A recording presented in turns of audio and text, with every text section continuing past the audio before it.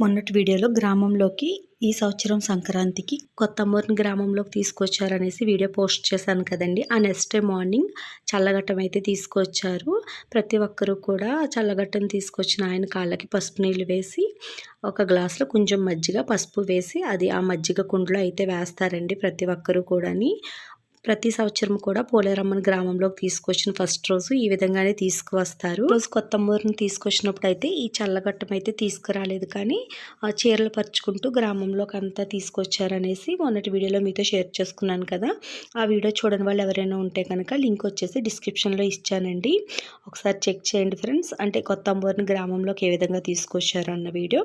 అలాగే ఈ మజ్జిగ కుండలో అందరూ కూడా మజ్జిగ అయితే వేస్తారు. తిరిగి మళ్ళీ మనకి కొంచెంగా మజ్జిగ వేసి మన గుమ్మంలో కూడా మజ్జిగ అయితే వేస్తారండి. ఇలా ఈ మజ్జిగ కుండతో గ్రామం అంతా తిరుగుతారు. మన గ్లాసులో వేసిన మజ్జిగ వ్యవసాయం చేసే పంట భూముల్లోని, అలాగే గేదెలు ఉన్న వాళ్ళు, ఆవులు ఉన్న వాళ్ళు వాటిని కట్టే రాళ్ళు ఉంటాయి కదా, అంటే దొంగలు లాంటి వాటికి కడతారు కానీ కొట్రాళ్ళు అంటారండి, వాటిపైన అయితే వేస్తారని చెప్తారు. అందువల్లనే తిరిగి మనకి మళ్ళీ కొంచెంగా ఆ మజ్జిగనైతే ఇస్తారు. అమ్మవారిని పాకలో అయితే పెట్టారు కదండి, ముందు వీడియోలో చూసారు కదా. అమ్మవారిని తీసుకొచ్చిన రోజు నుంచి మళ్ళీ పంపించే రోజు వరకు కూడా గ్రామంలో ప్రతి ఒక్కరూ కూడా ఏమైనా వండుకున్నా, కొత్త బట్టలు తీసుకున్నా ముందుగా అమ్మవారికి తీసుకొచ్చి అమ్మవారికి సమర్పిస్తారండి. పిండి వంటలు వండుకున్నవన్నీ కూడాని. అలాగే బట్టలు కూడా అమ్మవారి మీద అయితే వేసిన తర్వాతే కట్టుకుంటారు పండుగలో కూడాని. సో అలాగే ప్రతిరోజు కూడా నైట్ టైము కొంచెంగా అన్నం తీసి అందులో మజ్జిగ వేసి బెల్లం ముక్క వేసి పక్కన పెట్టేసి నెక్స్ట్ డే మార్నింగే ఆ రైస్ని తీసుకొచ్చి అమ్మవారికి అయితే నైవేద్యం కింద సమర్పిస్తారండి. దీన్ని సల్లికుట్టు నైవేద్యం ఏదో అంటారు, నాకు అంతగా పేరు ఐడియా లేదు, కానీ నెక్స్ట్ డే మార్నింగే ఆ రైస్ తీసుకొచ్చి అమ్మవారికి అయితే నైవేద్యం కింద సమర్పించాలండి. సో దాని గురించి తర్వాత వీడియోలో మీతో క్లారిటీగా షేర్ చేసుకుంటాను. అంటే పండగకి అమ్మ వాళ్ళ ఇంటికి వెళ్తాను కదా, అప్పుడు అడిగి వాళ్ళని తెలుసుకుని మీతో షేర్ చేసుకుంటానండి. అలా ఎందుకు ముందు రోజు రైసే అమ్మవారికి నైవేద్యం కింద సమర్పిస్తారు అన్నది. అలాగే ఆ రోజు ఆఫ్టర్నూన్ మేము ప్రహ్లాద్ బాబా ఆశ్రమానికి అయితే వెళ్ళామండి. నెక్స్ట్ డే స్వామివారి పుట్టు పండుగ అన్నమాట. ప్రతి సంవత్సరము కూడా స్వామివారి పుట్టు పండుగ అన్నది డిసెంబర్ జనవరి నెలల్లో అయితే వస్తుంది. అంటే స్వామివారి పుట్టినరోజు అండి, అది తిథుల ప్రకారం అయితే చేస్తారు. ఇక్కడ పుట్టు పండుగ అంటారన్నమాట. సో పుట్టు పండుగ కాబట్టి మేము ముందు రోజు అయితే వచ్చాము. వచ్చిన తర్వాత ఆశ్రమంలో కొంచెంగా వీడియో అయితే షూట్ చేశానండి. ఇక్కడ మీరు చూస్తున్నారు కదా స్వామివారి సమాధి, అలాగే అక్కడ పంచలోహాల విగ్రహాన్ని అయితే చేయించి పెట్టారు స్వామివారి విగ్రహాన్ని. అప్పుడు మనం రాలేదులేండి, కానీ అంతకుముందు పుట్టు పండుగకు వచ్చినప్పుడు వీడియో షూట్ చేశాను, మీతో షేర్ చేసుకున్నాను. ఆల్రెడీ ఆ వీడియో కూడా మన ఛానల్లో ఉంటుంది. అప్పుడు ఇంకా స్వామివారి ఈ పంచలోహాల విగ్రహ ప్రతిష్ఠ అయితే జరగలేదండి 103వ పుట్టు పండగకి, తర్వాత అయితే జరిగింది. అప్పుడు కూడా వద్దాం అనుకున్నామండి విగ్రహ ప్రతిష్ఠకి, కానీ కుదరక రాలేదు. ఇప్పుడు 105వ పుట్టు పండగకి ఒక 10 మంది వరకు సేవకైతే వచ్చాము, అందుకే ముందు రోజే వచ్చేసామండి. అంటే స్వామివారి పుట్టు పండగ ముందు రోజే ఇక్కడ కొన్ని కార్యక్రమాలు అయితే జరుగుతాయండి. మార్నింగ్ నుంచి భజనలు జరుగుతాయి, ఈవినింగ్ టైంలో కొన్ని ప్రోగ్రామ్స్ అయితే పెడతారు. అలాగే దీపోత్సవం, నెక్స్ట్ మార్నింగే జెండా వందనం జరుగుద్దండి. అలాగే స్వామివారిని గ్రామం అంతా కూడా ఊరేగిస్తారు. స్వామివారి ఊరేగింపు అయితే జరుగుద్ది. ఇవన్నీ కూడా మార్నింగ్ అండి, అంటే ముందు రోజే జరుగుతాయి. సో మేము ఏంటంటే 1:30 ఆ టైంకి అయితే వచ్చాం కదా, అప్పటికే ఇవన్నీ అయిపోయాయి. ఇంకా ఈవినింగ్కి దీపోత్సవానికి దీపాలు ఇవన్నీ కూడా సర్దుతున్నామండి. ఇంకా ఈవినింగ్ వచ్చేసి ఈ దీపోత్సవాలకి ఫ్రంట్నే స్టేజ్ అయితే కడతారు, అక్కడే ప్రోగ్రామ్స్ భజనలు జరుగుతాయి. అలాగే స్వామివారి సమాధి చూపించాను కదా, అక్కడ కూడా ఈరోజు ఈవినింగ్ 6 నుంచి నెక్స్ట్ ఈవినింగ్ వరకు కూడా భజన కార్యక్రమాలు అన్నవి యథావిధిగా జరుగుతూనే ఉంటాయండి నాన్ స్టాప్గా. ముక్కోటి ఏకాదశికి ఏ విధంగా అయితే భజనలు జరుగుతాయి 24 గంటలు, సేమ్ అదే విధంగా ఇక్కడ ముందు రోజు నుంచి నెక్స్ట్ డే బాబాగారు పుట్టు పండుగ అయ్యేంత వరకు అన్నీ జరుగుతూ ఉంటాయండి ప్రోగ్రామ్స్ అన్నీ కూడా. అలాగే ఇక్కడ దీపాలు అయితే సర్ది పెడుతున్నాము, మేము అందరం సేవకైతే వచ్చాము కదా. ఇంక ఇప్పుడు ఇక్కడ వచ్చేసి దీపాలు సర్దేసి వీటిలో ఆయిల్ వేసి ఒత్తులు అయితే వేస్తున్నామండి. ఈవినింగ్ 6 ఆ టైంకి అయితే దీపాలు వెలిగిస్తారు. అలాగే కిందను కూడా ముగ్గుపిండితో స్వస్తిక్కు ఓంకారం అన్నీ వేసి దీపాలు అయితే సర్దారు. సో ఈ దీపాలు కూడా ఈ స్టెప్స్ మీద ఎవరి ఇష్టం వచ్చినట్టు వాళ్ళు పెట్టడం కాదండి. మీరు ఇక్కడ చూసారు కదా, అన్నీ కూడా ఎంత నీట్గానో ఒకే వరుసగా కనిపిస్తున్నాయి కదా. వాళ్ళు ఇక్కడ మనకి ఒక స్టిక్ అయితే ఇచ్చారండి. ఇంత సైజ్ అనేసి ఒక పుల్ల మొక్కలు అయితే ఇచ్చారు, ఒక 4, 5. వాటిని కొలత ప్రకారం మనం దీపాలు అయితే పెట్టాలి. అంటే ఆ స్టిక్కి ఆ చివర ఈ చివర దీపం పెట్టాలి. అలాగే అదే కొలత ప్రకారం మొత్తం దీపాలన్నీ సర్దమన్నారండి. అంటే దగ్గర అయిపోతాం కానీ మరీ దూరం అయిపోతాం కానీ అలా కాకుండా ఇంకా మనకు ఒక కొలత ఇచ్చారు కాబట్టి 1 బై 1 ఆ కొలత ఆధారంగా అయితే పెట్టాము. చూడడానికి ఎంత నీట్గా కనిపిస్తున్నాయి అనిపించింది మాకేనండి. అలాగే ఇప్పుడు మొత్తం ఫ్లవర్స్ అయితే వచ్చేసాయండి. ఆశ్రమం అంతా కూడా ఇప్పుడు పూలతో నెక్స్ట్ బెలూన్స్తో డెకరేషన్ అయితే చేస్తారంట. పువ్వులన్నీ చూసారు కదా ఎంత తాజాగా ఉన్నాయో. చామంతులు, బంతులు, రోజెస్, రకరకాల పువ్వులు అయితే ఉన్నాయండి. ఇలా చామంతులు, రోజులు, టింకీస్ ఈ పువ్వుల పేర్లు తప్ప మిగతావి అయితే తెలియదు కదా. కానీ చూడండి పువ్వుల్లో కూడా ఎన్ని రకాలు ఎంత బాగున్నాయో. నెక్స్ట్ డే మార్నింగ్కి ఆశ్రమం అంతా కూడా పూలతో బెలూన్స్తో భలే డెకరేషన్ చేస్తారండి. ముందుగా సమాధి అయితే చూసారు కదా, ఆ సమాధి అంతా కూడా మొత్తం పూలతో భలే అలంకరిస్తారు. మార్నింగేనండి ఇక్కడే జెండా అయితే ఎగరేస్తారు. ఇక్కడ మీరు చూస్తున్నారు కదా, ఇలా కిందనంతా ప్రహ్లాద్ బాబా వారి ఫొటోస్ అయితే ఉంటాయి. జెండా ఎగరేసిన తర్వాత మిగతా కార్యక్రమాలన్నీ జరుగుతాయండి. సో ఇంతకు ముందు వీడియోస్లో అవన్నీ మీతో షేర్ చేసుకున్నాను. ఆల్రెడీ డిస్క్రిప్షన్లో లింక్స్ అయితే ఇచ్చాను, చూడండి ఫ్రెండ్స్. అంటే ఈ జెండా వందనం ఎలా జరుగుద్ది, నెక్స్ట్ స్వామివారిని గ్రామం అంతా ఏ విధంగా ఊరేగిస్తారు అన్నది అంతా కూడా చాలా క్లారిటీగా ఉంటుంది ఆ వీడియోస్లో. ఈ సంవత్సరం అయితే మేము ఆఫ్టర్నూన్కి వెళ్ళాం కాబట్టి అవన్నీ షూట్ చేయలేకపోయాను. అయినా కూడా ఈసారి అయితే వీడియో షూట్ చేయాలనుకోలేదులేండి. ఎందుకంటే ఇంతకు ముందు ఆల్రెడీ మన ఛానల్లో ఈ ప్రహ్లాద్ బాబా పుట్టు పండుగ వీడియోస్ అయితే చాలా పోస్ట్ చేశాను. సేమ్ ఇప్పుడు కూడా అవే కదా ఇంకా అన్నట్టుగా నేనైతే షూట్ చేయాలనుకోలేదండి. అక్కడక్కడ షూట్ చేసిన వీడియోస్ వరకుని ఇప్పుడైతే మీతో షేర్ చేసుకుంటున్నాను. ఎందుకంటే వీడియోస్ చాలా ఉన్నాయండి, నాకు వాయిస్ ఓవర్ ఇచ్చి పోస్ట్ చేయడానికి టైం సరిపోక వీడియోస్ అన్నీ చాలా వరకు పెండింగ్లో ఉండిపోతున్నాయి. ఎందుకులే ఇంకా అన్నట్టుగా ఇప్పుడైతే అంతగా వీడియో షూట్ చేయలేదండి. అందుకే ఒక వీడియో కింద అయితే మొత్తం నేను 2 డేస్లో షూట్ చేసిన వీడియో ఒక్క వీడియో కింద అయితే పోస్ట్ చేస్తున్నాను. అలాగే ఇంతకు ముందు చెప్పాను కదండి వీడియోస్లో, మొబైల్స్లో చాలా వీడియోస్ అయితే ఉండిపోయాయి, మొబైల్ అయితే పోయిందనేసి. ఆ వీడియోస్ అన్నీ కూడా వాయిస్ ఓవర్ ఇచ్చి పోస్ట్ చేయాలి. ఇంక నెక్స్ట్ ఈ 1 వీక్లో పండగ అయిపోయిన తర్వాత అవన్నీ పోస్ట్ చేద్దాంలే, ఈలోగా పండగ వీడియోస్ ఇవన్నీ వస్తాయి కదా అన్నట్టుగా నేను అంతగా వీడియోస్ కూడా ఏం షూట్ చేయటం లేదండి. అలాగే మేము అక్కడ దీపాలన్నీ సర్ది పెట్టేసిన తర్వాత 4:30 ఆ టైంకి అయితే ఇక్కడ బూరెలు చేయడానికి అయితే వచ్చామండి. సో అదే బూరెలు కాదు, పూర్ణం అయితే ఉండలు చేస్తున్నాము బూరెల కోసం. ఇవి కూడా వాళ్ళు ఒక సైజ్ చూపిస్తారు, సేమ్ అదే సైజ్ ప్రకారం మనం ఈ పూర్ణం ఉండలు అయితే చేయాలి. మరి పెద్దవి చేసినా చిన్నవి చేయమని తిరిగి ఇచ్చేస్తారు, చిన్నవి చేసినా సమానంగా చేయమని మళ్ళీ మనం చేసిన ప్లేట్ మనకే ఇచ్చేస్తారండి. చూసారు కదా, ఇలా ప్లేట్లో ఒక కవర్స్ అయితే వేసేసారు, మైకా కవర్లు. మళ్ళీ ఇవన్నీ కూడా చేసి వాళ్ళకి ఇచ్చినట్లయితే వాళ్ళు ప్రతిదీ కూడా సైజులు చూసుకుని లెక్క పెట్టుకుని ఒక బుక్లో అయితే రాసుకుంటారండి. అంటే ఎన్ని వేలు చేసామా అన్నది. దగ్గర 4,000 దాకా చేసామండి ఈ ఉండలు అయితేని. చూసారు కదా, పెద్ద పెద్ద డెసిల్లో ఈ పూర్ణాన్ని అయితే వేసి చల్లారి పెట్టి అప్పుడైతే పిలుస్తారు. ఇలా మనం చేసినవన్నీ కూడా ఇక్కడ చూసారు కదా, ఆంటీ వాళ్ళు లెక్క పెడుతున్నారండి. ఇలా లెక్క పెట్టి మళ్ళీ సర్దుతారు. అలా సర్దేటప్పుడు వాళ్ళకి ఏదైనా ఒకటి చిన్న సైజుగా అనిపించినా లేకుంటే బాగా పెద్ద సైజుగా అనిపించినా అవన్నీ వేరి మళ్ళీ పక్కన పెట్టేసి వాటిని మళ్ళీ చేయమంటారండి. ఆ విధంగా అన్నీ కూడా ఒకే సైజులో వచ్చేలా అయితే చూసుకుంటారు.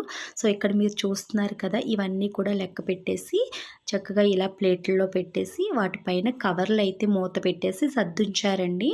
అంటే తెల్లవారుజామునే బూరెలు వేయటం అయితే స్టార్ట్ చేస్తారు. ఇవన్నీ కూడా కౌంట్ చేశారు. టోటల్ ఏమాత్రం తక్కువ 4,000 ఉండలు అయితే వచ్చాయండి. సో తెల్లవారుజామున అయితే బూరెలు వేయటం స్టార్ట్ చేస్తారంట. మేము 20 మెంబర్స్ వరకు చేసామండి ఈ పూర్ణం ఉండలు. మాకైతే 3 అవర్స్ పైనే పట్టిందండి ఈ ఉండలు చేయడానికి. సో చూసారు కదా, అందరం ఇలా గుంపుగా కూర్చుని ఒక ప్లేట్లో అయితే చేస్తున్నాం. అలాగే ఇక్కడ కాజాలు అయితే తయారు చేస్తున్నారండి. ఈరోజు ఈవినింగ్ రేపు మార్నింగ్ ఈ 2 డేస్ భోజనాలకు వచ్చే భక్తులకి కాజా, మైసూర్ పాకు ఇలా స్వీట్స్ వేస్తారు. ఆ స్వీట్స్ అన్నీ కూడా వాళ్ళు ఆశ్రమంలోనే తయారు చేపిస్తారు ప్రతి సంవత్సరము కూడా. పోయిన సంవత్సరం వీడియోస్ చూసిన వాళ్ళకైతే ఐడియా ఉంటుందండి, అప్పుడు కూడా మైసూర్ పాకు, కాజాలు అయితే చేశారు కదా. సో అదేవిధంగా ఈ సంవత్సరం కూడా చేస్తున్నారు.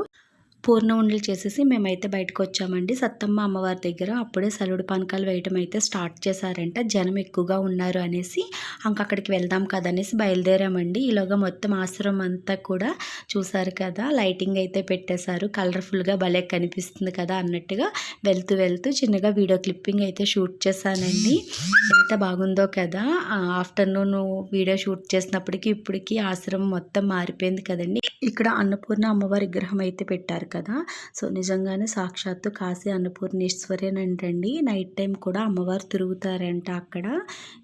ఇక్కడ ఉన్న వాళ్ళు ఎవరో చూసారంటండి. అది మా సుభాష్నక్క వాళ్ళు ఇంతకు ముందు వచ్చినప్పుడు చెప్పారు. నాకు అంతగా ఐడియా లేదు, కానీ అమ్మవారు అయితే తిరుగుతారని చెప్పారండి. ఎందుకంటే నిత్యం కూడా అక్కడ అన్నపూర్ణ హాల్లో భోజనాలు అయితే పెడుతూనే ఉంటారు వచ్చిన భక్తులందరికీ కూడాని.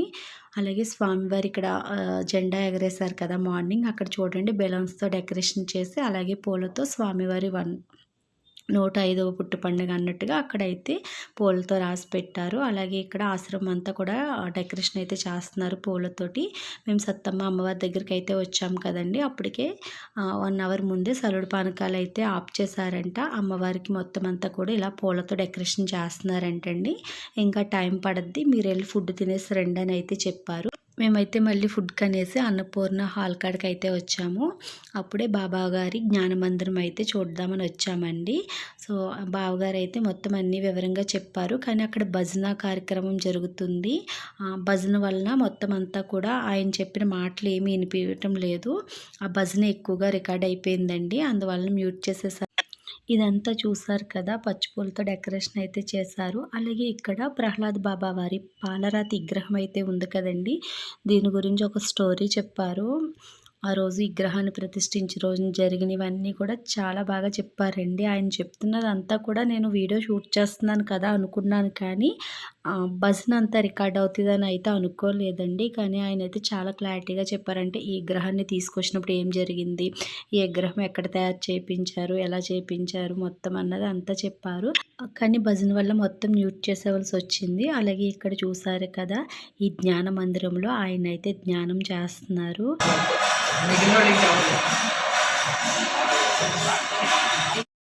విన్నారు కదండి, ఆ భజన అంతా కూడా రీసౌండ్లో వచ్చేయటం వల్ల ఆయన వాయిస్ అయితే ఏమీ అర్థం అవటం లేదు, అందుకే మ్యూట్ చేసేసాను.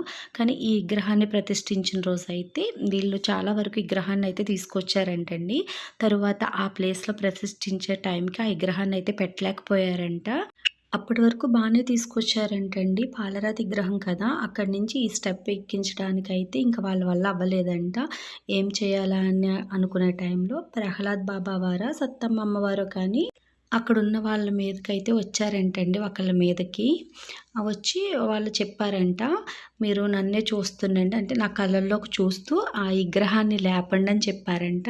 అప్పటి వరకు వీళ్ళు లేపలేకపోతున్నారు కదా, అలా కళ్ళల్లోకి చూస్తూ లేపగానే వెంటనే లేచిందంటండి విగ్రహం, పైకి లేపగలిగారంట. తీసుకువెళ్ళి ఆ ప్లేస్లో ప్రతిష్ఠించామమ్మ అనేసి ఇంకా ఏవో చాలా స్టోరీస్ అయితే చెప్పారు. ఆయన చెప్పినప్పుడు చాలా క్లారిటీగా చెప్పారండి. అలా మొత్తం జ్ఞానమందిరం అంతా చూసేసి భోజనాల దగ్గరికి అయితే వచ్చేసాము. సో చూసారు కదా, అప్పుడే ఎంతమంది భక్తులు అయితే వచ్చారో చెప్పాను కదా, ముందు రోజు నైటే వచ్చేస్తారు. అక్కడే ఉండి నెక్స్ట్ డే మార్నింగ్ పుట్టు పండుగ వేడుక అంతా చేసుకున్న తర్వాత ఆఫ్టర్నూన్ భోజనాలు చేసి అయితే వెళ్ళిపోతారండి. సో చూడండి, అప్పటి వరకు కూడా నేను ముందుగా పూర్ణ ఉండలు చేసి బయటకు వచ్చి వీడియో షూట్ చేశాను కదా, లైటింగ్ పెట్టారని. అప్పటికి ఇదంతా కూడా ఖాళీగా అయితే ఉంది కదండి. ఇప్పుడు టైం వచ్చేసి 7 అలా అవుతుంది. ఇప్పుడు మొత్తం ఫుల్ అయితే జనం వచ్చేసారు.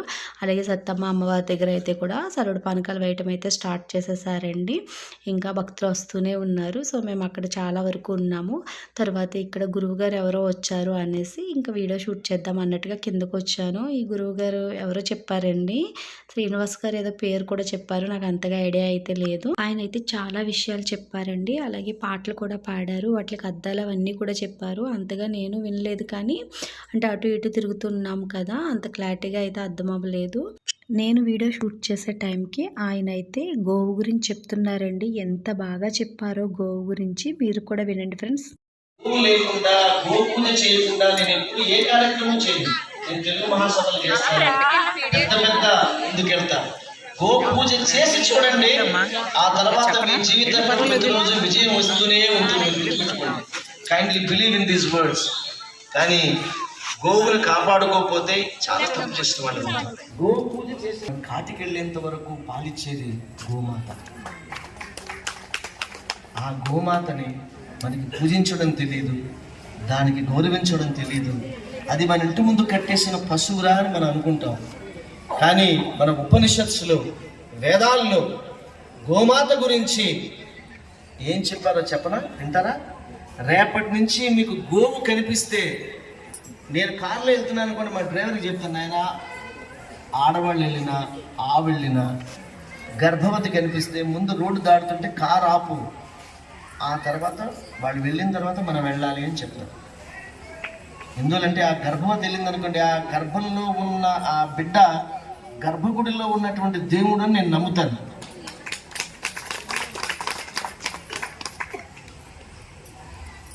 మా అమ్మ చెప్పింది,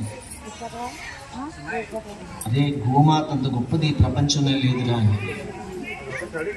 మీ ఇంటి ముందు గోవుంటే, నేను చెప్పే మాటలు కాదు ఇవి, మన ఉపనిషత్తులో, వేదాల్లో చెప్పినటువంటి మాట. గట్టిగా చెప్పడం పడితే పాడతాను. ఎంత పుణ్యము, ఎంత పుణ్యము ఆవును పూజిస్తే, ఎంత భాగ్యము గోవును సేవిస్తే. ఎంత పుణ్యము ఆవును పూజిస్తే, ఎంత భాగ్యము గోవును సేవిస్తే. పిల్ల పాపల బ్రతుకులు చల్లగుంటవి, పిల్ల పాపల బ్రతుకులు చల్లగుంటవి, ఇల్లు సిరితో పచ్చగుంటవి. ఎంత పుణ్యమో ఆవును పూజిస్తే, ఎంత భాగ్యమో గోవును సేవిస్తే. ఆవు కాళ్ళు 4, మన ఇంటి ముందే తిరుగుతూ ఉంటుంది ఆవు. రే 4 కాళ్ళతో పోతుందిరా ఆవు అని మనం అనుకుంటాం. కానీ ఆవు 4 కాళ్ళు ఏమిటో తెలుసా? ఆవు కాళ్ళు 4 వేదాలు, ఆవు కళ్ళు 2 ఆ సూర్య చంద్రులు. ఇంత మంచి మాట పెడితే చప్పట్లు కొట్టలేదు. ఆయన అయితే ఆవు విశిష్టత గురించి ఎంత బాగా చెప్పారు. పాట కూడా చాలా బాగా పాడారండి. ఇంకా చాలా వరకు చెప్పారు, పాటలు కూడా పాడారు. కానీ నేను ఏది వీడియో షూట్ చేయలేదు. ఇంకా ఆవు గురించి చెప్తుంటేనే వీడియో షూట్ చేయాలనిపించి షూట్ చేశాను. ఎందుకంటే వీడియో షూట్ చేసినప్పటికీ కూడా కాపీరైట్స్ కారణం వల్ల ప్రతిదీ మ్యూట్ చేయవలసి వస్తుందండి. ఇంకా మ్యూట్ చేసి మళ్ళీ నేను వాయిస్ ఓవర్ ఇవ్వటం ఎందుకులే అన్నట్టుగా ఏది వీడియో షూట్ చేయలేదు. అలాగే ఇక్కడ దీపాలు సర్దాం కదా, అవన్నీ చూడండి ఎంత బాగున్నాయో కదా వెలిగించిన తర్వాత. మేమైతే 6 ఆ టైంలో అక్కడ ఉండిపోయాం కదా అన్నపూర్ణ హాల్లో. అందుకే ఇక్కడైతే వెలిగించేటప్పుడు రాలేదండి, వీడియో అయితే షూట్ చేయలేదు. ఇప్పుడు టైం వచ్చేసి 9 అలా అవుతుంది. రూమ్కి వెళ్తూ వీడియో అయితే షూట్ చేశాను. దీపాలు అయితే నైట్ అంతా ఇలాగే వెలుగుతాయి, మధ్యలో ఆయిల్ వేస్తూ ఉంటారు.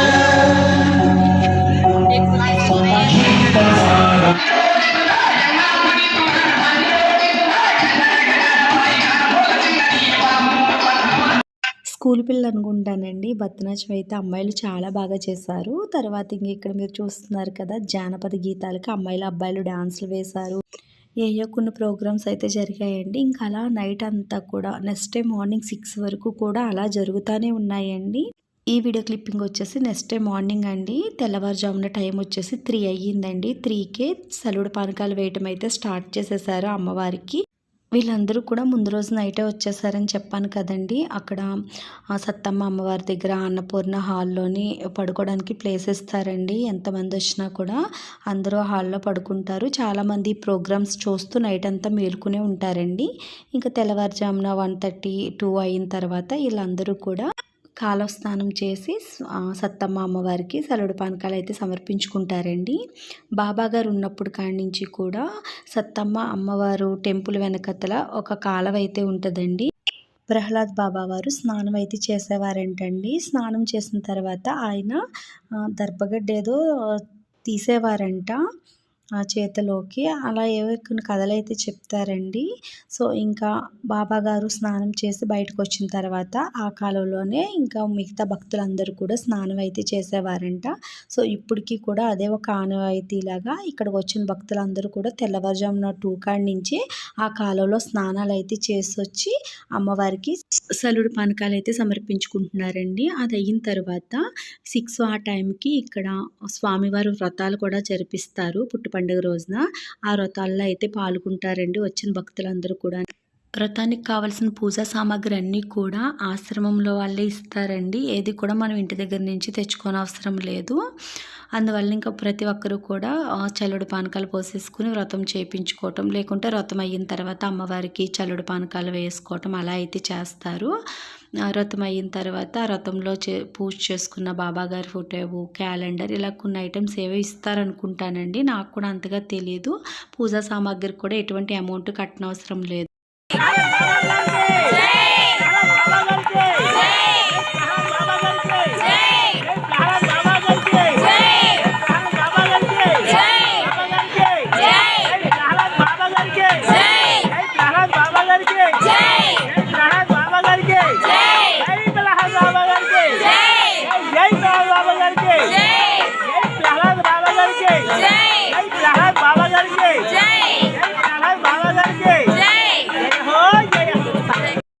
అలాగే ఇక్కడ ప్రహ్లాద్ బాబా వారి కేక్ కటింగ్ అయితే జరుగుతుందండి. సో ప్రతి సంవత్సరము కూడా ఈ అమ్మాయి మీదకి ప్రహ్లాద్ బాబా వారు అయితే వస్తారంట.